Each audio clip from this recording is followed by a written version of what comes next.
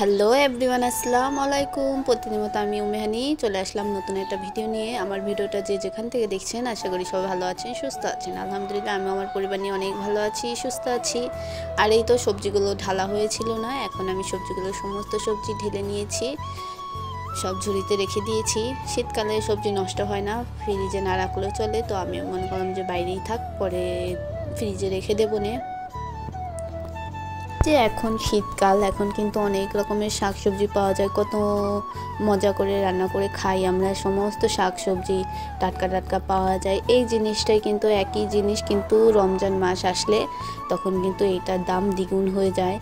আমাদের মতো যারা মধ্যবিত্ত আছে তাদের তো এত সামর্থ্য নেই, তারা এইসব কিনে খাবে। তখন মানুষ বলে রমজান মাসে নাকি খরচ কম হয়, কিন্তু রমজান মাসে সবচাইতে বেশি খরচ হয়।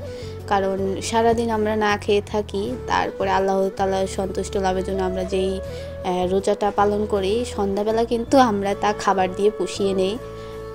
কত রকমের রান্না বাড়া করি আমরা সন্ধ্যার টাইমে, না রান্না বাড়া, তারপরে ভোর রাত্রে কী খাবো সেই রান্না বাড়াটা।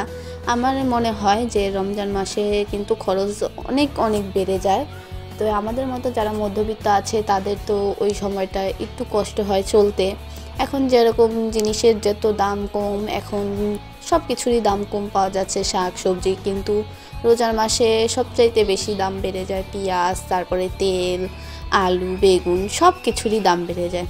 তো তখন তার খাওয়া সম্ভব হয় না আমাদের চাইতে যারা উচ্চবিত্ত আছে তারা কিন্তু, তাদের কোনো সমস্যা হয় না, তাদের কাছে এইসব কিন্তু কোনো খাবারই না। আমরা যেসব খাবার খাই তাদের কাছে অন্যরকম জিনিস, কিন্তু তারা অনেক টাকা পয়সা দিয়ে কিনে খায় অনেক রকমের।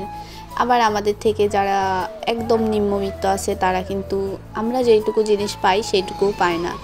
তো আমাদের মধ্যবিত্ত জীবনটাই কিন্তু অন্যরকম, যে আমরা যখন যেমন বলছি তখন তাই খেতে পারছি, কিন্তু আমাদের থেকে যারা গরিব অসহায় তারা কিন্তু সেই জিনিসটা পাচ্ছে না।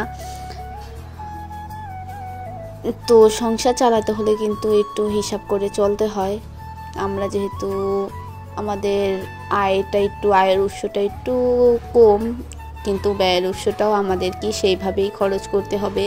আমাদের আয় যদি অল্প থাকে তাহলে ব্যয়টাও অল্পই করতে হবে।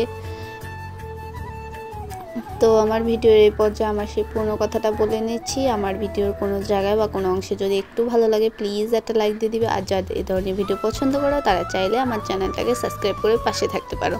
আর এই তো সকালে আমি রান্না করে নিয়েছিলাম হচ্ছে ফুলকপি, আলু, সিম দিয়ে ভাজি করছিলাম, আর হচ্ছে টমেটো দিয়ে মাছ ভুনা করছিলাম।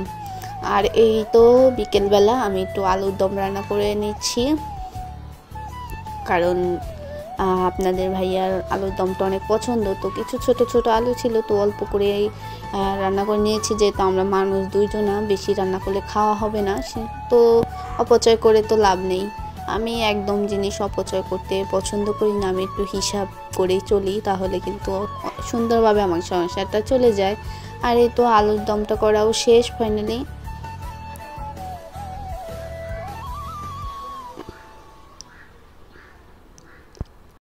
এই তো মার্কেটে গিয়েছিলাম, তো মার্কেটে গিয়ে আজকে আমি এই ব্যাগটা কিনেছি আমার জন্য।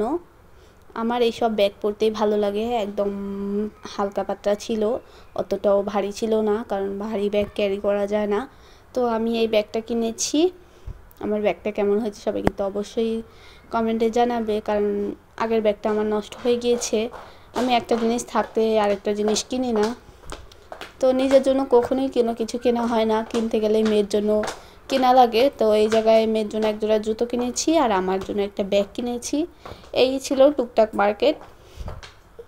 তো আজকের ভিডিওটা এই পর্যন্তই। সবাই ভালো থাকবে, সুস্থ থাকবে। আল্লাহ হাফেজ, আসসালামু আলাইকুম।